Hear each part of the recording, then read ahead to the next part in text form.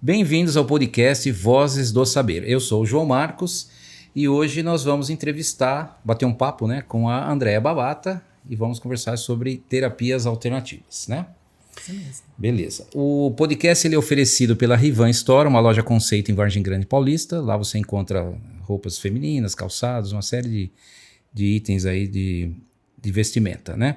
Temos também a Menta e Pimenta, que é uma loja também aqui de Vargem Grande, trabalha com moda íntima, feminina e masculina. Los Lopes é uma barbearia vintage aqui de Vargem Grande, também tem 3 unidades, Vargem Grande, São Paulo 2 e Granja Viana, excelente, quem quiser fazer um corte bacana, Los Lopes eu indico.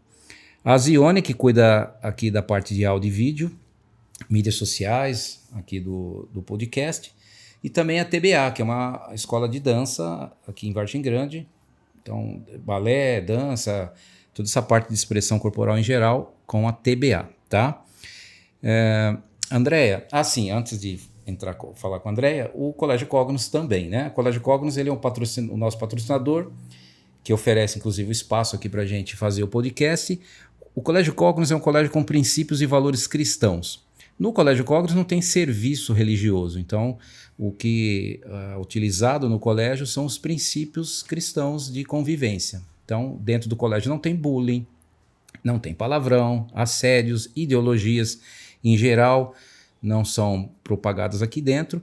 E é um ambiente, então, muito bom para o seu filho, ou se você mesmo quiser vir para o colégio conhecer, você vai ver que é um ambiente excelente. A gente trabalha também com o sistema Mackenzie de ensino, e só por isso são 150 anos de experiência em educação. Então, Colégio Cognos, colégio com princípios e valores cristãos, é o lugar ideal para você colocar seu filho ou você mesmo vir estudar aqui.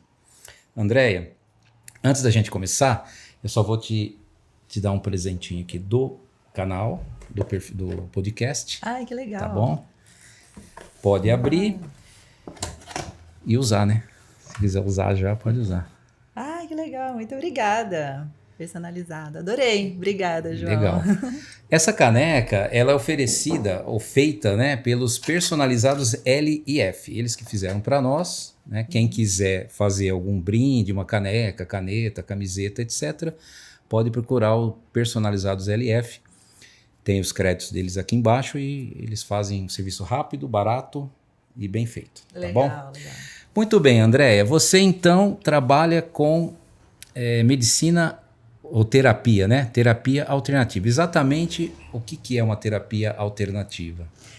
João, todas as terapias que diferem, né, de uma terapia convencional é uma terapia alternativa. Né? Quais são as terapias que eu trabalho? Eu trabalho com a hipnoterapia, trabalho com a constelação familiar, trabalho com mentorias, trabalho com mesa radiônica. Então, é uma gama de terapias ali que eu posso oferecer para o cliente de acordo com a necessidade de cada um. Sim, e é uma terapia para trabalhar com a parte psicológica, emocional? A parte emocional a gente trabalha bastante, né? Uhum. Então, é mais mesmo voltado para a saúde mental e emocional. E exatamente, assim, é alternativo em relação ao que se tem de tradicional, da medicina e tudo mais, né? Isso. E assim, por que ela é alternativa? Ou seja, ela vem cobrir uma deficiência da medicina tradicional, ou a medicina tradicional não entra nessa área e fica faltando na medicina tradicional? Na verdade, a gente tem que saber separar, né? Porque realmente tem coisas que a gente vai olhar através de uma medicina tradicional e tem outras coisas que a gente vai olhar através de uma medicina alternativa mesmo, tá?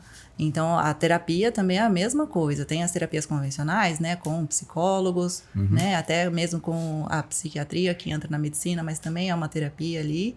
Mas as alternativas são essas que diferem realmente das convencionais, né? Tudo que não for o convencional vai ser a alternativa mesmo. E por que alguém deveria procurar a alternativa e por que a convencional não atende a ponto da pessoa procurar alternativa? Não é que não atende, né? Tem público para todos os tipos de terapia. Tem gente que realmente gosta mais de uma terapia convencional, né? Por exemplo, a terapia com o psicólogo, você vai lá semanalmente, vai quinzenalmente, né? De acordo com a necessidade ali também, tá? E a minha terapia, o meu processo terapêutico, ele é diferente, que não é um processo semanal que você vai lá. A gente tem começo, meio e fim. né? Tá. Geralmente é um processo muito mais rápido, inclusive, do que quando você vai lá semanalmente. Entendi.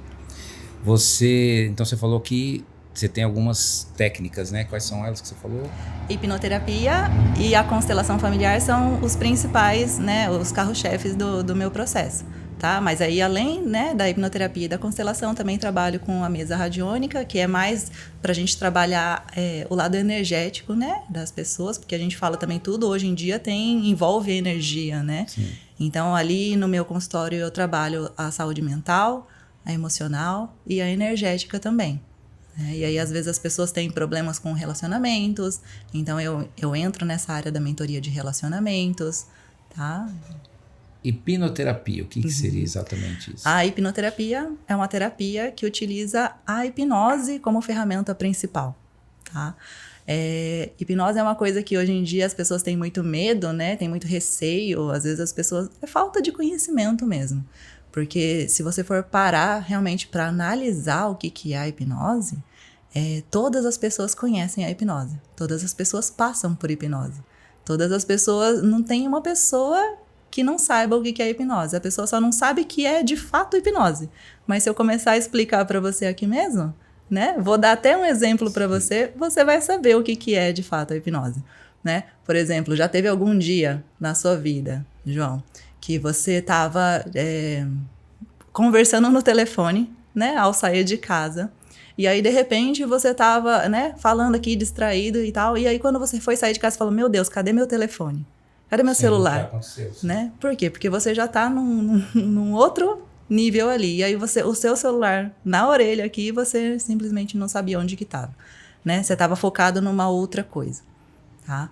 Então, isso também já entra na questão da hipnose. E a hipnose nada mais é do que, por exemplo, quando você está fazendo alguma coisa que é um hábito seu, né? Então, no dia a dia, né? Quando você está escovando seus dentes, quando você está tomando seu banho, quando você está dirigindo, tudo que é hábito que você faz sem pensar.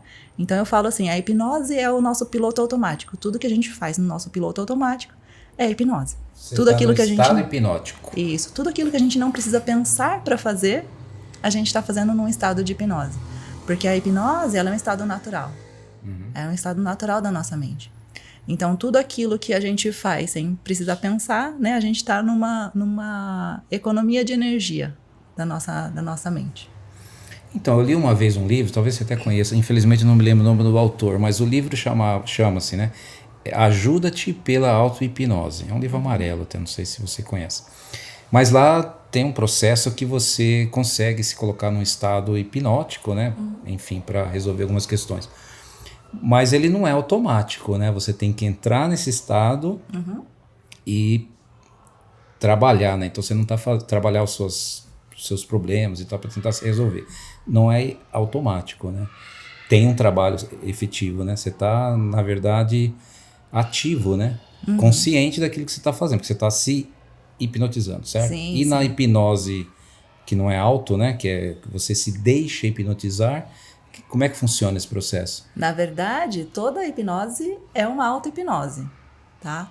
Porque mesmo quando você vai num consultório, né, que você tem uma outra pessoa ali, um terapeuta que vai usar a hipnose com você só acessa esse estado quando você se permite, né? Então, é sempre 100% consensual, tá? Sempre é 100% consensual, nunca é uma... Então, por isso que eu falei, né? Sempre, toda hipnose é uma auto-hipnose.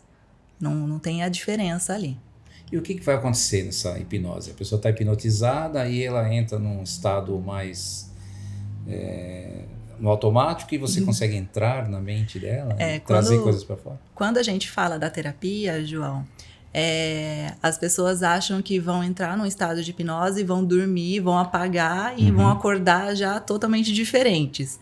A verdade é que você vai estar 100% consciente ali mesmo, né? Vai estar ali presente comigo. Se você não estiver presente comigo, a gente não consegue fazer uma terapia. Tá. A diferença é que quando a gente está no nosso estado, que a gente chama estado consciente, que é o nosso estado do dia a dia, a gente acessa 5% da nossa capacidade. E quando a gente está no estado subconsciente, que é o estado de hipnose, a gente acessa os outros 95%. E aí, muitas vezes, quando a gente fala de terapia, a gente vai buscar o quê? Vai olhar para traumas, certo? E aí, muitas vezes, o início desse trauma, ele se dá num momento da sua vida onde você já não tem aquela memória ativa. Você já não lembra mais de onde é que vem. Então, se você parar para pensar num trauma que você tem hoje, em algum problema que você tem hoje, se eu perguntar para você de onde é que veio isso daí, aonde foi que isso começou, talvez você não saiba. Né? E isso acontece com muita frequência. Às vezes as pessoas não sabem realmente de onde vem. E quando a gente acessa esse estado de hipnose, a gente consegue acessar aqueles 95%. Então, a gente consegue acessar exatamente onde é que começou o trauma. E é aí que a gente faz o trabalho terapêutico. E você consegue, por exemplo, a pessoa vai para o seu consultório e não sabe de onde veio o trauma. Ela está lá com trauma e não sabe. Aí ela entra no estado de hipnose, faz lá o trabalho e de repente descobre. Aí, por alguma razão, lá ela descobrir onde é que é naquela situação, resolvido o problema? Descobrir de onde vem o problema não resolve o problema. Tá? O que precisa ser feito? Então, por isso que é sempre importante procurar um bom profissional, né? Porque descobrir o problema não resolve nada. O que vai resolver é o que você vai fazer com aquela descoberta. Entendi. Né? Então, existe um processo que a gente chama de ressignificar. Porque o trauma que a gente tem não é decorrente de alguma coisa que aconteceu, ou de alguma coisa que alguém falou para você, ou até mesmo que alguma coisa que deixou de acontecer, ou alguém deixou de falar, mas sim como você interpretou aquele momento. E aí, a partir do momento que a gente identifica qual foi esse momento, que foi o início do trauma, a gente faz o trabalho de ressignificar, que é mudar a maneira como você interpretou aquele momento, mudar a maneira como você entendeu, como você olhou para aquilo ali. Né? E é isso que é o trabalho terapêutico. Você tem algum caso assim que você pode contar sem entrar muito em detalhes para não expor teu paciente, assim, ou que você conheça? Sim, tem vários, né? Tem vários, na verdade. Tem um caso que eu gosto de falar bastante, né? Que era de uma mulher, ela já estava com seus, acho que, se eu não me engano, uns 35 anos ela tinha. E ela tinha um sintoma de sempre sentir muito sozinha. Era sempre aquela solidão consumia ela demais. E por mais que ela estivesse ali rodeada da família, de amigos, sempre cheio de pessoas ao redor dela, ela sempre tinha aquele sentimento de solidão.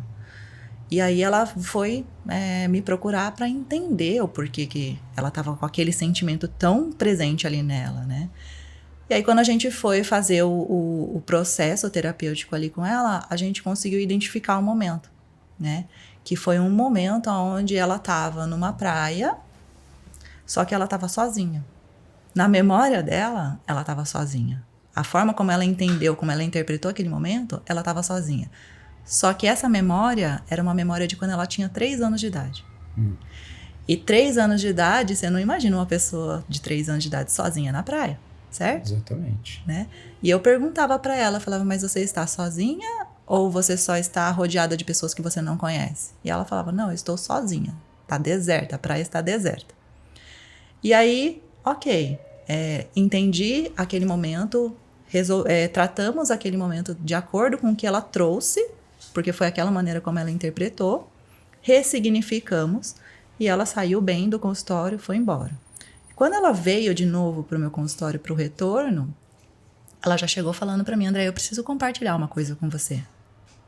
Aí eu falei, ok, vamos lá, né? E ela falou assim, quando eu saí do seu consultório, naquele dia, eu fui conversar com a minha mãe, para entender, né, se realmente aquilo tinha acontecido, ou se não tinha, se era uma coisa da minha cabeça e tudo mais.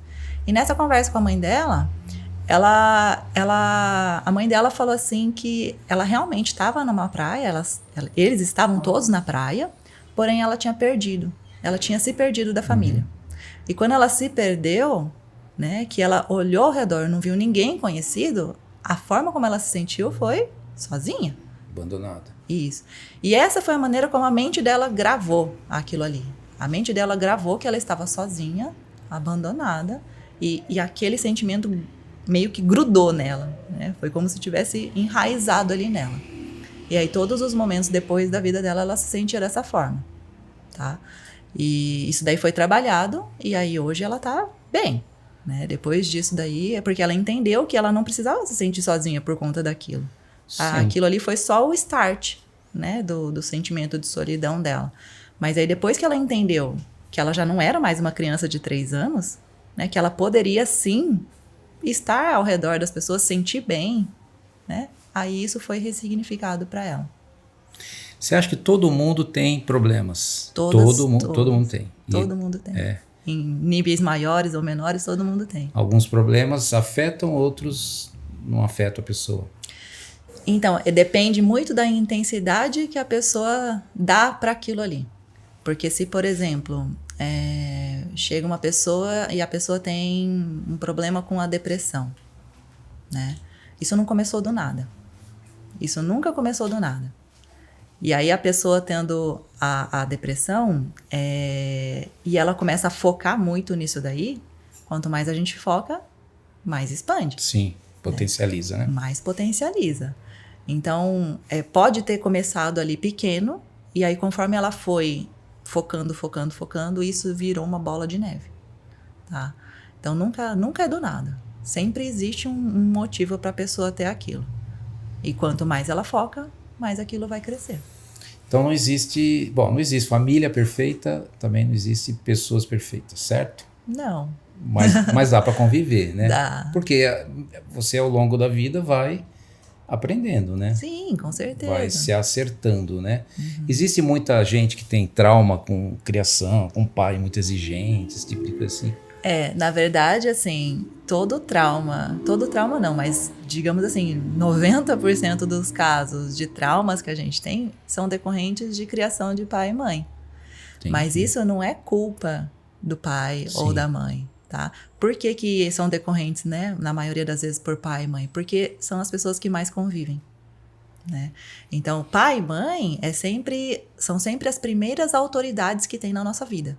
Sim. E aí, como eles têm esse poder de autoridade na nossa vida, eles também acabam tendo esse poder de traumatizar, tá?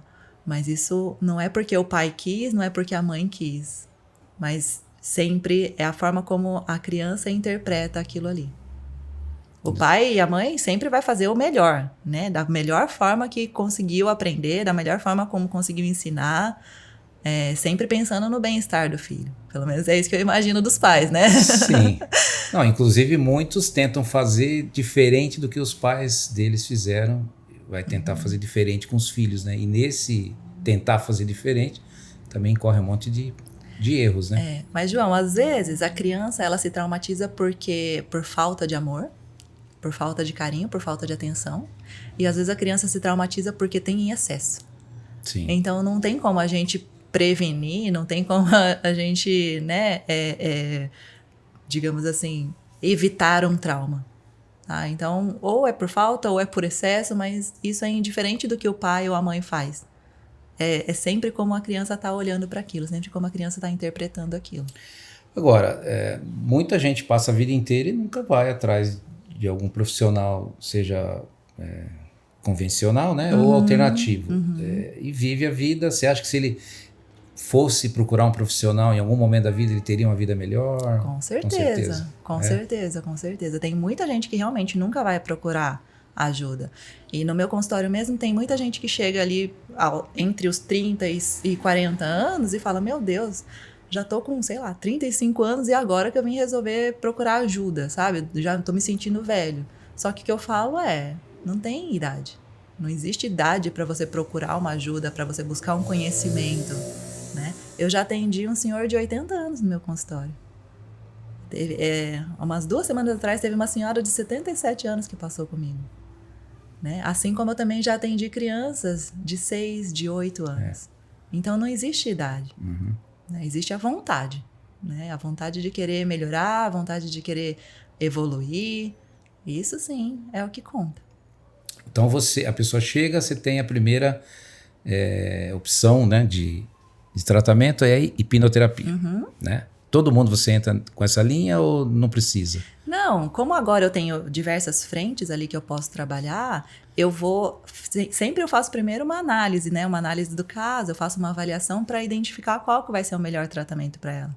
Tá. Porque às vezes a gente consegue resolver através de uma conversa. Às vezes a gente consegue resolver através de uma constelação. Não necessariamente a gente precisa chegar na hipnoterapia, né? Porque hoje eu falo que a hipnoterapia é o meu processo mais premium que eu tenho, né? Que é o mais completo mesmo. Mas às vezes a pessoa pode resolver isso de outras maneiras, né? Umas maneiras mais tranquilas de se resolver. Nossa, eu achei que esse aí fosse mais tranquilo. Você falou que tem outras, né? Você falou de constelação familiar, né? Uhum. O que seria essa constelação familiar? A constelação familiar, ela vai olhar justamente para o sistema familiar, né? Todos nós fazemos parte de sistemas, tá? O primeiro sistema que a gente faz parte é o nosso sistema familiar. E aí, acontece que muitas vezes existem, a gente chama de emaranhamentos, né? São casos que vão acontecendo dentro da família que vai dando vários nós. Eu falo assim, imagina que é uma trama que aí vai de várias linhas, né? E aí vai dando vários nós. E aí, conforme essa trama vai ficando cheia de nós, você não consegue enxergar através dali. Então, eu falo que é como se tivesse um emaranhado ali na sua frente, né? E você está enxergando através desse emaranhado. Por conta de todas as vivências que teve na sua família, por conta de todos os traumas que tiveram na família também, né? Então, às vezes, você enxerga a sua vida como se você tivesse com várias, né?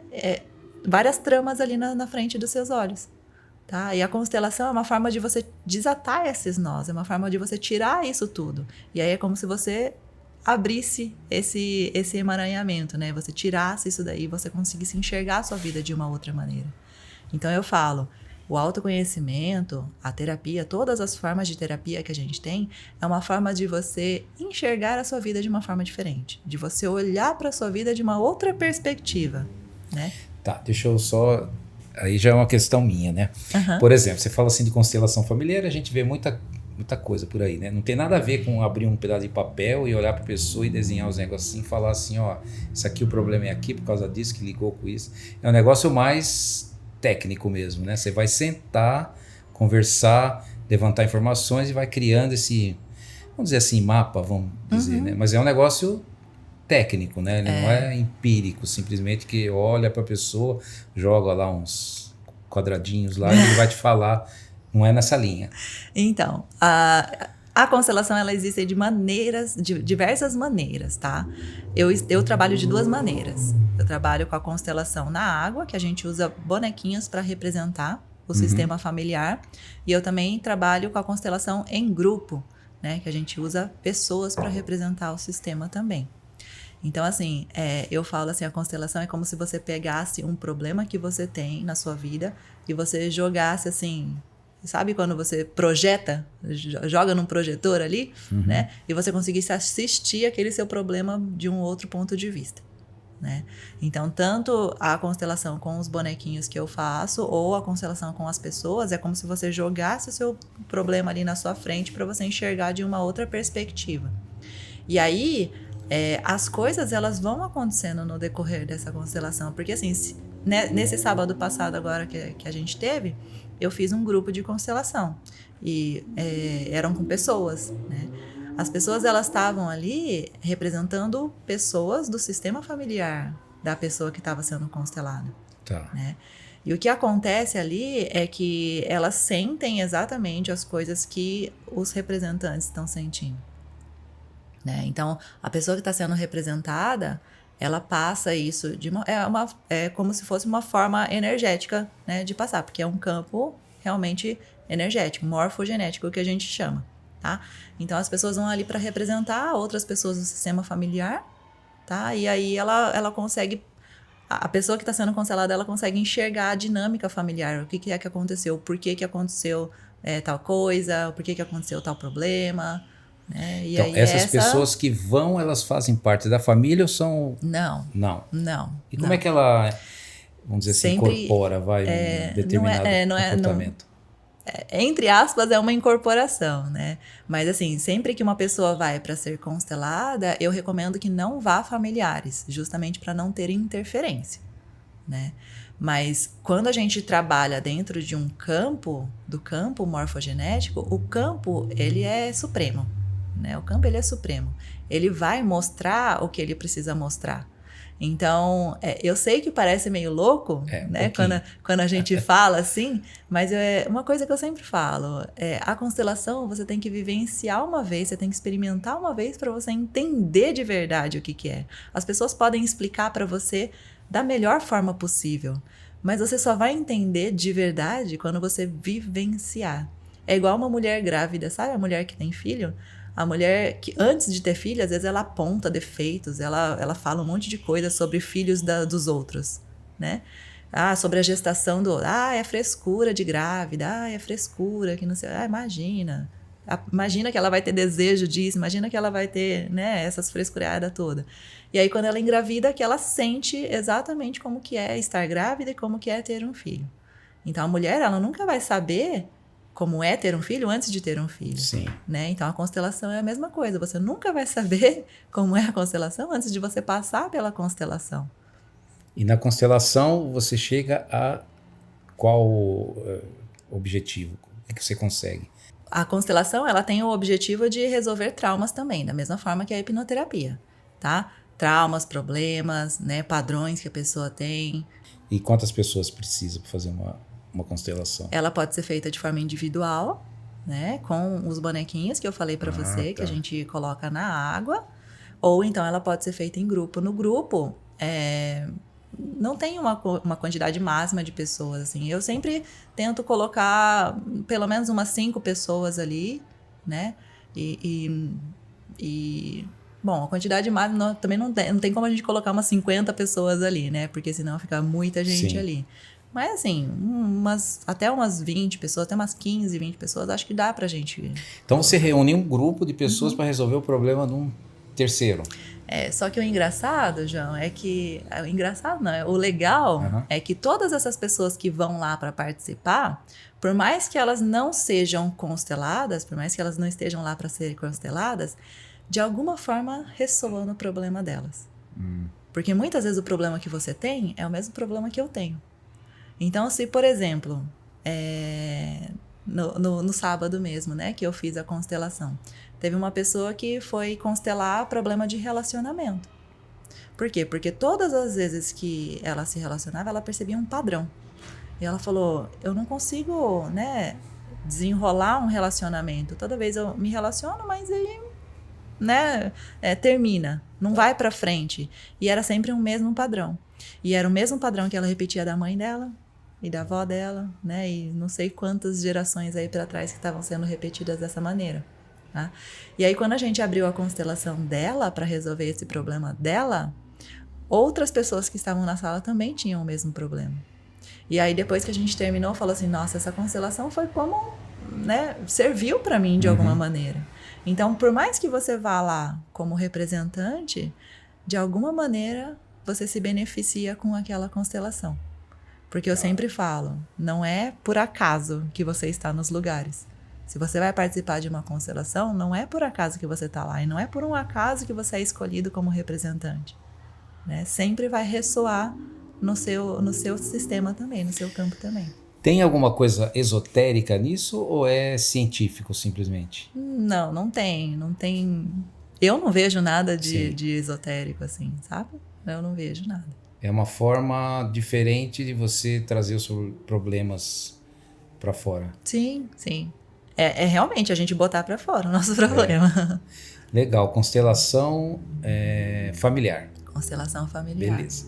Aí tem também a mesa radiônica. Que é a isso? Mesa radiônica é uma forma de trabalhar o campo energético.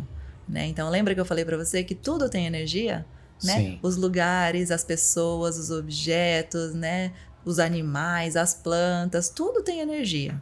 Então, muitas vezes a gente está num lugar e a gente começa a se sentir assim cansado, com sono, né? A gente sente aquela energia daquele lugar pesado. Isso. Né? Por quê? Porque aquele lugar tá com uma energia ruim, uma energia carregada mesmo, né? E isso, você vai absorvendo aquela energia, tá?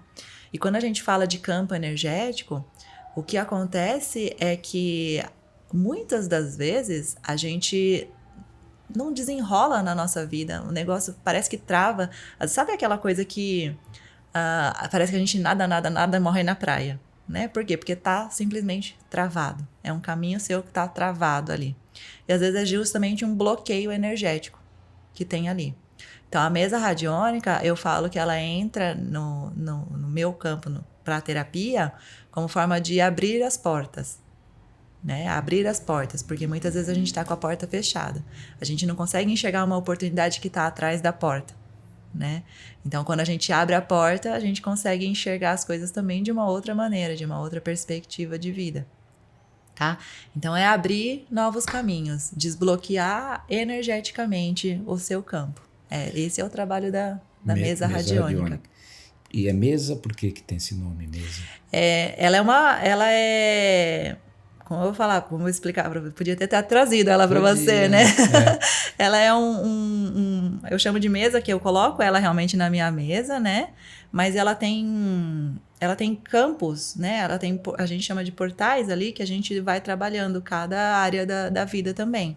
A gente pode trabalhar um portal do corpo físico, por exemplo, a gente pode trabalhar um portal de corpo energético, da mentalidade, da roda da vida, né? A gente tem 5 portais ali que a gente pode trabalhar, né? Mas ela é uma mesa que a gente trabalha na mesa mesmo. E aí, na mesa radiônica, eu trabalho com pêndulo, trabalho com umas pedras, né? Então, de acordo com a necessidade ali, a gente vai abrindo. Mas essa mesa, ela capta a minha energia? Capta. É isso? Uhum. Às vezes, o problema que você tem, né? O bloqueio energético que você tem pode desenvolver até algum problema físico para você. Então, às vezes, a pessoa, por exemplo, tem dor de garganta recorrente. Às vezes, a pessoa tem um problema de estômago recorrente, né? Por quê? Porque justamente existe esse bloqueio energético que está fazendo com que fique... o seu físico também seja ressoado, entendeu? E como é que tira essa energia ruim? Então, aí que entra o trabalho da mesa radiônica, porque aí quando a gente trabalha na mesa, a gente faz essa limpeza energética. Limpeza energética. Que a gente trabalha no campo energético, então a gente trabalha na limpeza energética também desse campo. Mas a pessoa está emanando uma energia negativa, certo? E aí como é que você inverte isso aí para ficar positivo? Imagina assim, eu trabalho com o pêndulo, né? E o pêndulo, ele vai girar em cima da mesa. Eu falo assim, imagina que a minha mão sempre é um portal, né? Aí, se você tem um portal, um campo na sua vida energético seu que está fechado, quando alguma energia, a energia sempre vai ficar fluindo, né? E se alguma energia chega nesse campo para entrar aqui e o seu campo está fechado, ele não vai entrar. Ela não vai fluir. Então, é como se ela batesse ali nessa porta e fosse embora, né? Para a gente fazer uma limpeza, né? Aqui, tudo que está aqui dentro está fechado, né? E está parado. E a energia não foi feita para ficar parada. A energia tem que fluir, tá? Sim. E aí, quando a gente trabalha na mesa, é como se a gente abrisse esses portais. E aí a gente conseguisse liberar toda essa energia negativa que está aqui dentro e fazer a energia positiva também fluir ali. Então, esse que é o trabalho da mesa, é abrir os portais para que você consiga fluir a sua energia naturalmente. Aí a pessoa consegue fazer isso na sessão, aí ela sai dali e fica negativa tudo de novo. Vamos dizer, né? Acontece. Começa a ver coisa ruim, fica vendo o da Atena, né? Aí começa a ter um pensamento ruim, tá sempre para baixo. É isso aí que causa, vamos dizer assim, essas negatividades. Pode ser também. A gente tem que saber o que a gente está consumindo. Né? Se a gente só vê desgraça na televisão, se a gente só fica assistindo essas coisas que acontecem na televisão, né? Da Atena, como você falou, o que é que fica na nossa mente ali? O que é que fica fresco ali? Só as coisas ruins. Né? Então, a gente tem que tomar sempre cuidado com as coisas que a gente está consumindo, com as pessoas que a gente está conversando. Muitas vezes, se você está num ambiente onde as pessoas só reclamam, né? Ambiente que as pessoas só reclamam costuma ser um ambiente mais negativo. Com certeza. E é por isso que, às vezes, a gente não gosta realmente de estar num ambiente assim. A gente se sente, né, daquele jeito cansado, pesado. Isso aí. Justamente por conta dessa energia. Agora, se você se mantém nesse ambiente... Aí a tendência é que você vá se negativando também.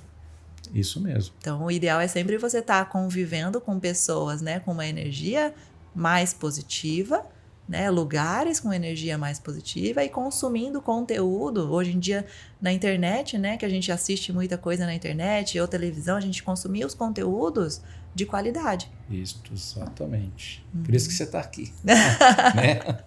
Fazendo um podcast de qualidade. Mas olha, aqui no colégio, por exemplo, a gente joga essas energias negativas tudo para lá. Começa com coisa negativa. Primeiro que o pessoal nem fica, né? Porque tenta causar e não consegue, né? Porque o positivismo aqui dentro é tão grande que bate e Perfeito. Né? E reflete. Beleza, mesa radiônica, então, constelação familiar, hipnoterapia, tem mais, o que você falou, mais uma coisa? Polaridades, né? As polaridades entram na questão da mentoria de relacionamento, né? Eu me especializei na área de polaridade justamente porque eu vejo que hoje existem muitos casamentos que estão sendo falidos, né? A gente chama de os casamentos que terminam, relacionamento que não vai para frente. Mas por que isso acontece? O que é a polaridade? A polaridade é justamente o feminino e o masculino, né? Então, quando eu me especializei nessa área das polaridades, era justamente para ensinar mulheres a se conectar com a energia feminina e os homens a se conectarem com a energia masculina. Porque grande parte dos problemas de relacionamento que tem hoje em dia é justamente pela mulher estar na energia masculina. Porque hoje, digamos que 90% das mulheres hoje em dia estão na energia masculina. Né? É mesmo? É mesmo. Você não acha que um monte de homem está na energia feminina? Mas para cada mulher na energia masculina, existe um homem na energia feminina. Então tá estragado o negócio. Porque assim, tem muito homem que deixou, né? Tá precisando...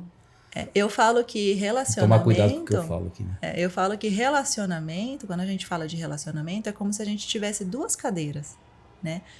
Um para o homem e um para a mulher. Um para o lado feminino, um para o lado masculino. Se a mulher assumir a cadeira do masculino, só sobra a cadeira do feminino, livre. E é ali que o homem vai sentar. E aí que acontece de a mulher chegar e ficar cansada, ficar estressada, ficar toda hora brigando, mandona, né? Então, geralmente, a mulher que ela é masculina, ela tem essas características, né? De ser estressada, de ser principalmente cansada, exausta. E quando eu falo de exausta, é exausta emocionalmente e fisicamente. Por quê? Porque é aquela mulher que quer dar conta de tudo. Né? Aquela mulher que quer fazer tudo. Ou a mulher que faz tudo porque ela acha que o marido faz mal feito ou faz errado e aí ela prefere fazer, só que ela acaba se cansando. E aí, conforme essa mulher ela vai ficando cada vez mais masculina, o homem vai ficando cada vez mais feminino. O homem mais feminino é um homem que não tem a prosperidade, é um homem que... é aquele homem que fica mais largado realmente, Sim. Aquele cara que fica no sofá jogando videogame, né, bebendo cerveja, não faz nada, assistindo futebol, não faz nada.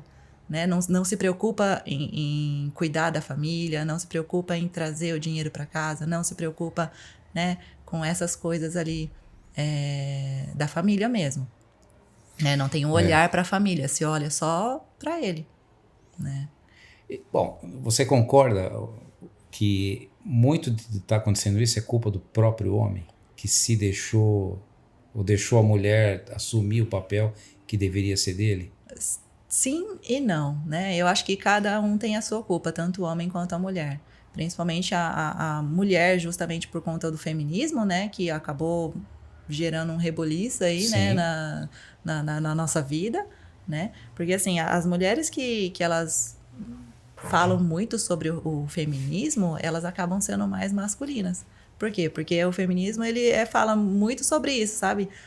Eu não preciso de homem pra nada. Eu dou conta de fazer tudo. Né? Pra nada. Então, direitos iguais, sabe? Só que daí quando bota lá mesmo na hora que tem que fazer as coisas, ela não vai querer fazer. Mas é uma coisa que a gente realmente tem que tomar muito cuidado para falar, né? Senão te cancelam aqui. Mas assim, eu acho que o feminismo ele trouxe assim muitas coisas boas. Mas ele também trouxe muitas coisas que não são tão boas assim. Mas como eu falei, não é culpa só da mulher, também tem a culpa do homem também. né? O homem que se deixa fazer isso. Exatamente. Né? Porque assim, o homem que ele realmente está ali conectado no masculino dele, ele não deixa a mulher fazer isso. Não deixa a mulher tentar tomar o lugar dele. Né? Porque é aquilo que eu falei, são duas cadeiras. Se o homem está realmente sentado ali na cadeira do masculino, ele não vai levantar dali de jeito nenhum. Não vai deixar a mulher sentar ali de jeito nenhum. Né? Então, os dois têm culpa ali. Eu acho que o homem, para ser politicamente correto, acaba cedendo quando não deveria, né? Deveria assumir o papel de provedor do lar e líder do lar e a mulher, claro, cuidadora e tudo mais. Eu também acho que o feminismo em si não é ruim em si mesmo, entendeu? O que é ruim é o radicalismo. Sim, as mulheres têm que ter os direitos, a abertura, mas o homem tem o seu papel e a mulher tem o seu papel. E essas coisas estão sendo bagunçadas, né? Sim. Tá entrando muito um na área do outro. Exatamente. E dá esses problemas. E o pessoal procura você quando percebe que o relacionamento não tá legal. Sim. Também procura bastante. E aí você entra nessa linha de tratamento das polaridades, né? Para você voltar ali os básicos. Pro básico mesmo. A gente tem que saber o básico. Se a gente souber fazer o básico, a gente consegue trabalhar bastante coisa. Antigamente, né, nas gerações anteriores, sabia-se muito bem os papéis, né? Mesmo porque para construir a civilização, as estradas, os prédios, as usinas hidrelétricas, tudo foi um monte de homem que fez isso. Hoje está muito fácil, então acaba que o homem meio que se acomoda, a mulher toma, mesmo porque as tarefas dá para os dois fazerem, né? E essa geração que vem não sabe essa diferença, né? É que quando a gente fala das mulheres fazerem tudo, exercerem todos os papéis que o homem exerce, não é que ela não pode. A mulher pode tudo, mas tem coisas que ela não precisa. Né? Isso mesmo. E é isso que elas não entendem, né? Elas podem, né? Pode fazer tudo, deve fazer tudo, mas precisa? Não necessariamente. Exatamente. Você é uma das poucas que tem coragem de falar essas coisas. Porque o pessoal não fala muito, não. Vamos lá. Então, são essas 4, basicamente, que você trabalha lá na sua clínica, né? Então, hipnoterapia, mesa radiônica, constelação familiar e as polaridades, certo? Isso. Então, você falou já de um caso, né, de uma senhora que descobriu algumas coisinhas lá na infância. Tem algum outro caso, inclusive, nessas outras técnicas que você pode compartilhar aí com a gente? Eu gosto bastante de falar sobre os casos da hipnoterapia, né? Eu gosto de falar, tem alguns casos que você fala, como assim, como, né? Teve casos de pessoas que me procuraram com medo, né? Fobia de alguns bichos. E aí teve uma que me procurou com fobia de gatos. E aí quando você fala, nossa, gato, eu amo gato, né? Aí você fala, como que a pessoa tem medo de gato, né? E a pessoa tinha medo, tinha pavor de gato, né? E o medo dela era tão grande de gato que se ela estivesse chegando na casa dela de carro e ela visse um gato passando na rua, ela ficava no carro por cerca de 2 horas. Até o gato. Até ela ter certeza que o gato tinha ido embora. Nossa. Porque ela falou assim, imagina se eu saio daqui do meu carro e o gato tá ali fora, né? E ela acha que o gato vai avançar, na cabeça dela, o gato dela ia atacar. O gato dela não, o gato ia atacar ela. Isso que acontecia, né? Quando a gente tem fobia, quando a gente tem muito medo de alguma coisa, a gente pensa nas piores situações que podem acontecer. E esse era um medo dela. E isso aconteceu, ela nunca teve gato na casa dela. Isso que é engraçado, ela nunca teve gato na casa dela.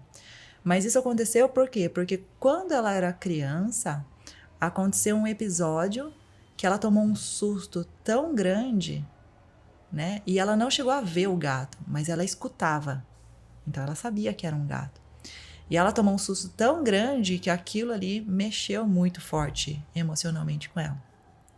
E aí, a partir daquele momento, foi se desenvolvendo aquela fobia, aquele medo, né?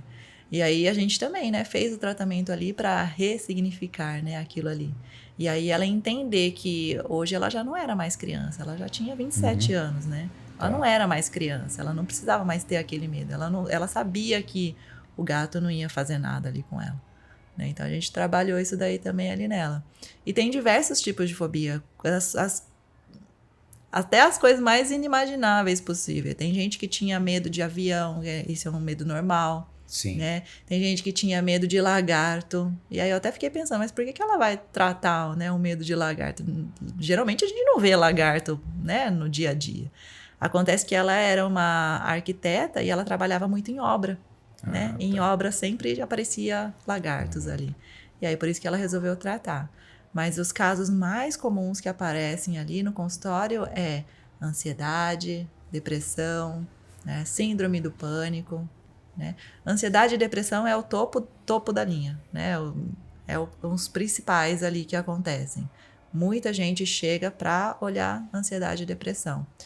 E falando de um caso de ansiedade, teve um rapaz que ele veio me procurar, 35 anos, se eu não me engano, acho que 35 anos, e ele tinha um caso de ansiedade, ele tinha crises de ansiedade. Né? A pessoa tem taquicardia, a pessoa, né, fica com a mão suando, tem diversos sintomas que a pessoa pode sentir quando ela está com crise de ansiedade. E esse caso foi interessante, eu gosto de falar sobre ele também, por quê? Porque ele desenvolveu problemas de saúde física também decorrentes da ansiedade. Ele tinha problema de pressão alta, né? E ele achava que era um problema de pressão alta, assim, normal, a pessoa tem pressão alta e tudo mais. E aí, quando ele veio para tratar a ansiedade comigo, ele foi fazer os exames dele, né, de rotina, que ele sempre faz, a cada 6 meses ele faz os exames dele de rotina. E quando ele chegou lá para fazer os exames de rotina, sempre é a mesma médica. E quando essa médica atendeu ele, falou assim: Nossa, o que aconteceu com você? Né? Sua pressão tá normal, você tá bem, porque toda vez que ele ia fazer o exame, ele ficava tão nervoso de fazer o exame simples, assim, eletrocardiograma e tudo mais. Ele ficava tão nervoso que a pressão dele ia lá nas alturas, mais alta ainda do que ele já tinha normalmente. E ele tomava remédio para pressão alta. Uhum. E aí, quando ele passou por terapia comigo, que ele foi lá para fazer o exame de rotina dele, a pressão dele estava normal, estava até mais baixa, né? E ele estava se sentindo bem. A médica estranhou, né? Perguntou: o que você fez? Ele falou: sei lá, a única coisa que eu fiz diferente foi passar por um processo de hipnoterapia, né? E aí ele falou pra mim que depois disso daí, ele começou a aferir a pressão dele em casa, porque ele tinha o aparelho, né, em casa. Ele começou a aferir todos os dias para ver se realmente a pressão dele tinha estabilizado. Ele até parou de tomar o remédio dele, porque ele viu que a pressão dele estava normal, né? Já tinha estabilizado. Então, a pressão alta dele era decorrente justamente da ansiedade, né? Então, às vezes a gente acha que um problema físico é só físico, mas não é, né? Pode vir decorrente de algum problema, de algum trauma emocional que a gente tenha, né? Então, a ansiedade é emocional, a depressão é emocional, né? Todas essas coisas que são emocionais podem também acarretar problemas físicos na gente. A depressão, ela é emocional ou ela é uma doença física? Então, ela é emocional. A gente tem que olhar para o lado emocional. Ela pode trazer, sim, problemas físicos, a mesma coisa da ansiedade. Ela pode trazer coisas físicas ali também. Mas ela é basicamente emocional. Se a gente olha ali pro emocional dela, né? Para qual emoção que está ligando ela na depressão, a gente consegue trabalhar, a gente consegue tratar. Existem alguns elementos químicos, né, que se faltar dentro do organismo, no cérebro, zinco, né, magnésio, essas coisas causam certos desequilíbrios emocionais, né? Também. Falta de algum desses componentes físicos aí, minerais, né? Pode causar depressão. A pessoa fica deprimida porque não tem um mecanismo físico mesmo que consegue trabalhar com isso, ou sempre vai ser um problema emocional? Então, independente de ter ou não, né, essa deficiência ali vitamínica ou, né, de algum suplemento ali, o emocional acho que é o que pega mais. Né? O emocional acho que é o que pega mais. Então, se a gente olha para o emocional, a gente consegue... Às vezes, a pessoa desenvolve uma deficiência vitamínica ou deficiência de algum componente ali que ela precisa, justamente por conta do emocional abalado. Tá. E você acha que a espiritualidade resolve boa parte desses problemas ou tem que ser mais na terapia mesmo? Então, acho que são coisas diferentes, né? Eu acho que são coisas realmente diferentes. Tanto que às vezes as pessoas chegam para mim falando assim, Andréia, tem a ver com espiritualidade, tem a ver com religião, tem a ver com, né, sei lá, alguma coisa assim, é esotérico, né? Alguma coisa. Uhum. E eu falo, não, gente, não é. Né? Terapia é autoconhecimento, e autoconhecimento é para qualquer tipo de pessoa, para qualquer tipo de religião, para qualquer pessoa mesmo. Né? Independente de crença, independente de credo, independente de, né, de qualquer coisa, tá? Então, não tem... Eu acho que são coisas diferentes ali. Eu acho que, sim, a gente tem que ter... A pessoa que, né, tá mais ligada na espiritualidade, ela tem que ter a espiritualidade dela desenvolvida também, porque não adianta nada, né, você tá nessa área ali e você não saber o que fazer, né? Porque é igual os problemas, não adianta você saber de onde vem.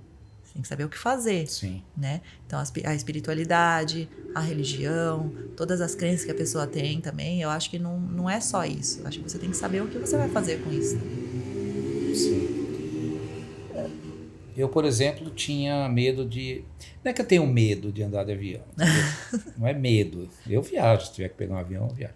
Só que eu sei que eu estou a 13 mil metros de altura, 13 mil metros? 13 quilômetros, né? Ou 13 mil metros. E que se aquele avião der um pane lá, ele vai cair e muito provavelmente eu vou morrer, certo? Difícil sobreviver. Então eu não gosto, mas eu não tenho pânico, né, de andar de avião. E tem gente que não sobe no avião de jeito nenhum porque ele acha o quê? Se o avião, o meio de transporte mais seguro é o avião, certo? Não cai cada 2 anos aí cai um avião e levanta voo e pousa bilhões de pouso e decolagem. Então eu me firmei nisso aí, me fiei nisso aí. Bom, eu sei que tem um risco aqui em cima, mas tenho que ir, vou, assisto um filminho, durmo, faço de um jeito lá, né? E tem gente que não consegue... Algumas pessoas que me procuraram para tratar esse medo de avião, essa fobia de avião, a reclamação comum delas é que não tá com o pé no chão, né?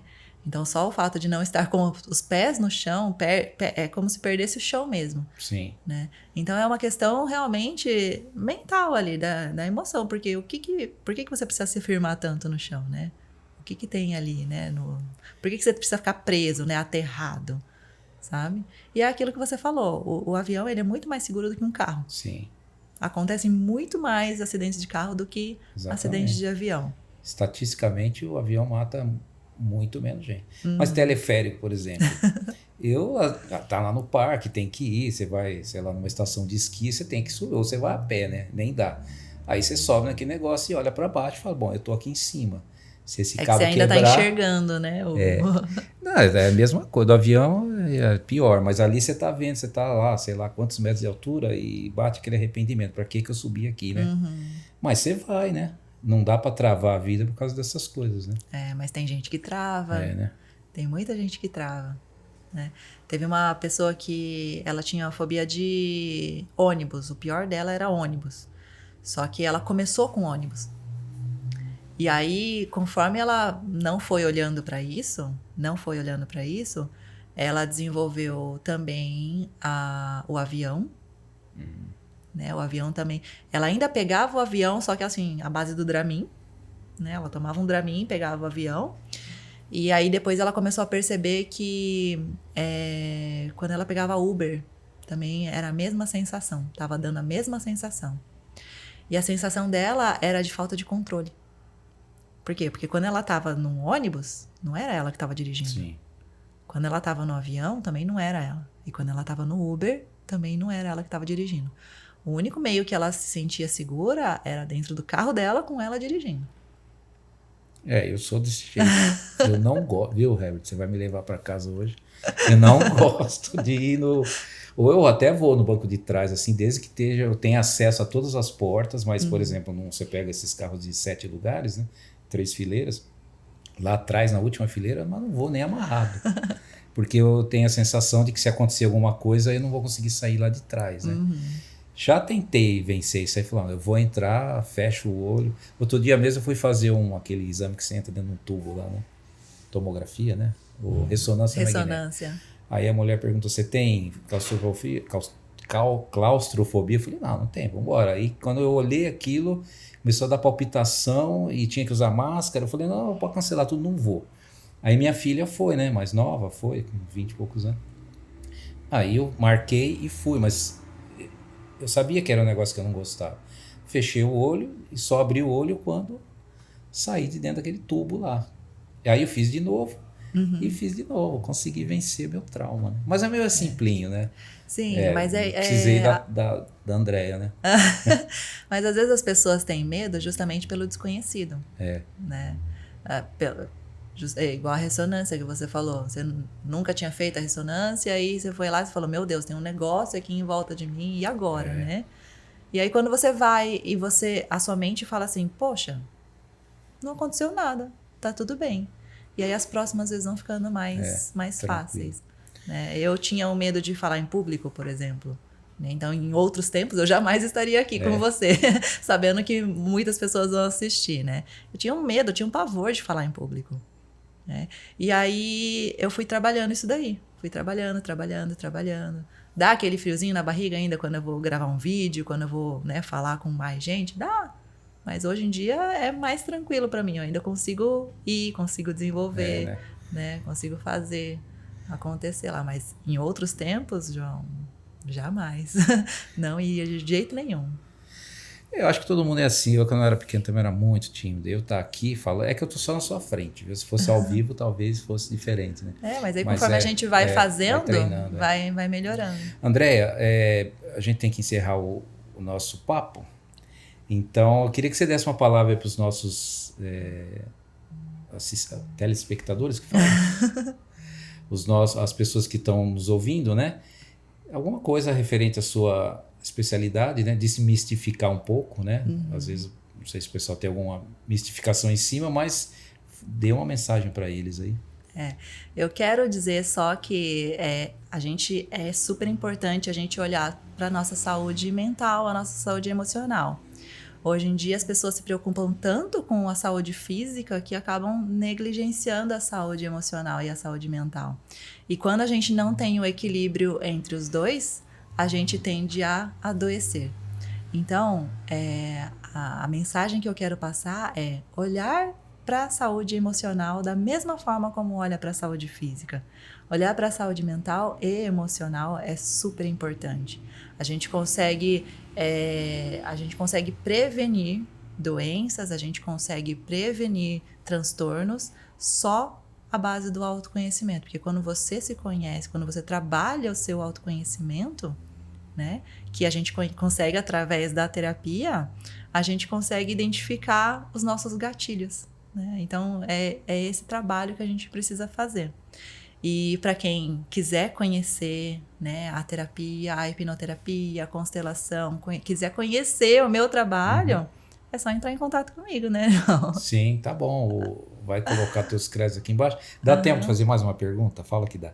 Não, é o seguinte, eu queria só uma consideração sua. Hoje o mundo, né, com as mídias sociais, com a internet, com toda essa corrida pelo sucesso e por ficar milionário no YouTube, ter visualizações e tal, e a vida mesmo, ela está muito corrida. O dia com 24 horas já não dá mais tempo, a gente às vezes vira à noite, muita gente está fazendo isso daí.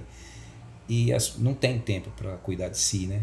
O que você aconselharia as pessoas a fazer para conseguir conviver com esse mundo, essa correria do mundo, que as coisas são rápidas demais, e ter que cuidar de si, né? Você precisa de ler, você precisa de parar um pouco, precisa de cuidar da família, ir para a igreja, fazer uma terapia, coisa do tipo.